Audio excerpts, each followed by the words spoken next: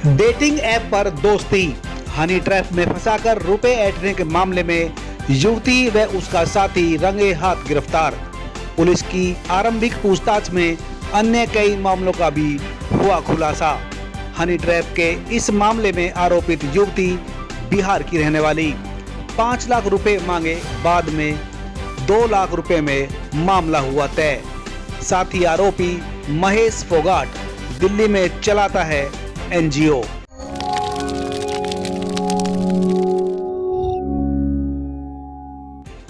नमस्कार, आप देख रहे हैं तहलका हरियाणा, आपकी आवाज। आइए आपको बताते हैं पूरी कहानी। पुलिस थाना डीएलएफ फेज 3 गुरुग्राम में एक व्यक्ति ने शिकायत दी थी कि बब्बल ऐप पर चैटिंग करते हुए विनीता कुमारी नामक एक युवती से इसकी दोस्ती हो गई। 28 मई 2023 को उस युवती ने इसको सेक्टर 23 गुरुग्राम स्थित एक होटल में बुलाया और जाकर इसको बियर पीने के लिए उत्साहित किया, परंतु इसको कुछ गलत होने का आभास होने पर बियर पीने से इनकार कर दिया और होटल से बाहर आ गया। बाद में उस युवती ने इसको फोन करके कहा कि तुमने मेरे साथ कुछ अनुचित छेड़छाड़ की है, जिसकी मैं अब पुलिस में शिकायत दे रही हूँ। उसके बाद उसने अपने एक साथी के साथ मिलकर इससे 5 लाख रुपए लेने की मांग की, लेकिन बाद में 2 लाख रुपए में मामला तय हो गया। कल 7 जून को इसने उस युवती के साथी को 50,000 रुपए भी दिए और बाकी रुपए शाम को समय देने का आश्वासन दिया। उसके बाद पीड़ित ने पुलिस थाना डीएलएफ फेज 3 गुरुग्राम में जाकर अपनी शिकायत दे दी। आइए सुनते हैं इस मामले में पुलिस अधिकारियों ने इनके बारे में क्या खुलासा किया। हमारे संवाददाता फतेह सिंह उजाला की रिपोर्ट। शिकायत दी थी। पहले उन्होंने वर्बली बताया कि इनके साथ किसी व्यक्ति ने बहला फुसलाकर दी थी। पहले उन्होंने वर्बली बताया कि इनके साथ किसी व्यक्ति ने बहला फुसलाकर और गलत काम किया। जब उन्हें शिकायत देने के लिए कहा गया तो उन्होंने शिकायत देने के लिए मना किया और लीगल एडवाइज़र को हम लोगों ने इसमें बुलाया। लीगल एडवाइज़र के सामने उन्होंने लिख के दिया कि वो आज शिकायत नहीं देना चाहती और इस विषय में वो बाद में आके शिकायत देंगी। आज उन्हें कोई बहुत ज़रूरी काम है जिसकी वजह से उनको जाना पड़ेगा। जिसके बाद जब वो थाने में नहीं आई तो उनसे दोबारा संपर्क किया गया और उनको पुलिस स्टेशन में बुलाया गया।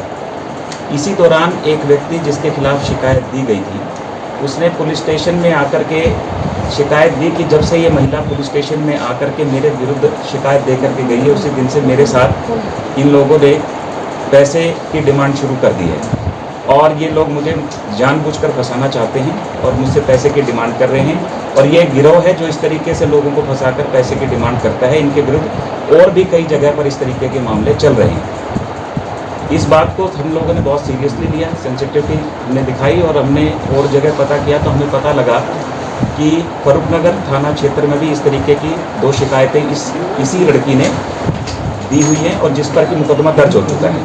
हमने तुरंत इस पर एक टीम गठित की और जो ये लड़का था जिसको ये अपना भाई बताती थी, इस व्यक्ति ने जो ये कंप्लेनेंट हमारे हैं इनसे 2.5 लाख रुपए की डिमांड करी, जिसके बाद मामला 2 लाख रुपए में सेटल हुआ। और जो ये अपना भाई जिसको ये बताती है, उस भाई ने 50,000 रुपये इस व्यक्ति से अपने कमीशन के तौर पर लिए और 1.5 लाख रुपये लड़की के नाम के लिए। 50,000 रुपये कंप्लेनेंट के पास थे जिसने उसे 50,000 रुपये दिए और 1.5 लाख रुपये उसके बाद कुछ देर के बाद देने के बारे में तय हुआ। जगह तय हो गई। कंप्लेनेंट ने इस सारी चीज़ की एक ऑडियो रिकॉर्डिंग की जिसमें स्पष्ट तौर से ये सुनाई देता है कि इन लोगों ने जानबूझकर ये सारा खेल रचा और पैसे के लिए उसको परेशान किया। जब हमारे संज्ञान में ये चीज़ आई, कंप्लेंट आई, तो हम लोगों ने टीम गठित की और मौके पर जाकर उस व्यक्ति को रंगे हाथ पैसे लेते हुए गिरफ्तार किया और उसके पोजेशन से 50,000 रुपये जो उसने लिए थे वो भी रिकवर हुए। इसके बाद इनका इशारा ये था कि जैसे ही मुझे पैसे मिलेंगे मैं लड़की को टेलीफोन करूंगा और वो थाने में जाकर एक राजीनामा लिखकर लेकर आएगी।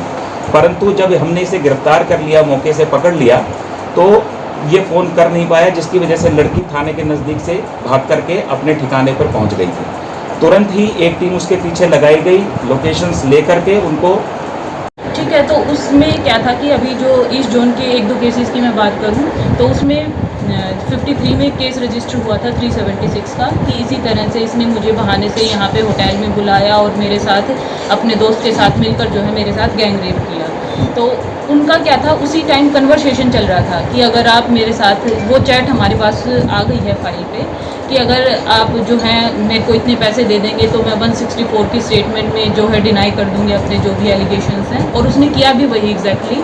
लेकिन उसमें हमारे पास जो है यही फैक्ट्स आने के बाद कि एक तो उनकी जो व्हाट्सएप चैट थी और एक जो उन्होंने पेमेंट किया था उसका जो है सारी कंप्लेनेंट को हमने ऑलरेडी एक बार जो है उनसे बात करके उनको कॉन्फिडेंस में ले लिया था, तो उन्होंने वो प्रोवाइड करवा दिया, तो अभी वो कस्टडी में है। अच्छा, इसी तरह से जो है 2 केसेस जो हैं सेक्टर 40 में भी रजिस्टर हुए हैं। एक जो है कल रजिस्टर हुआ है, एक उससे पहले रजिस्टर हुआ था। उन दोनों केसेस में भी 376 का ऑलरेडी केस रजिस्टर हो गया था, और उस केस रजिस्ट्रेशन के लिए ही वो उनको इंटिमिडेट कर रहे थे कि वो अगर उन्हें पैसे दे देते हैं तो हम वो सेटल डाउन कर लेंगे या 164 की स्टेटमेंट भी डिनाई कर देंगे।